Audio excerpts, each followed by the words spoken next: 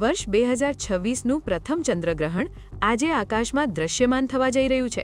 આ ખગોળીય ઘટનાની અસર ધાર્મિક આસ્થા પર પણ જોવા મળી છે।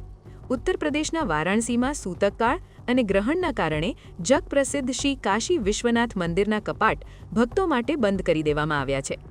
ભારતીય સમય અનુસાર આ ગ્રહણ બપોરે 3:20 શરૂ થશે અને સાંજે 7:53 પૂર્ણ થશે। વિશ્વની લગભગ 69% વસ્તી આ અદ્ભુત નજારો જોઈ શકશે, જેમાં 250 કરોડ લોકો પૂર્ણ ગ્રહણના સાક્ષી બનશે। સાંજે 5:30 વાગે આ ગ્રહણ તેની પૂર્ણ કક્ષાએ પહોંચશે। ગુજરાતની વાત કરીએ તો અહીં સાંજે 6:36 આ ચંદ્રગ્રહણ અંશતઃ જોવા મળશે। જો કે સમગ્ર દેશમાં ગ્રહણ મોક્ષનો સમય એટલે કે પૂર્ણ થવાનો સમય રાત્રે 7:53 રહેશે। ગ્રહણ બાદ શુદ્ધિકરણ વિધિ સાથે ફરી એકવાર મંદિરોના દ્વાર ભક્તો માટે ખુલશે।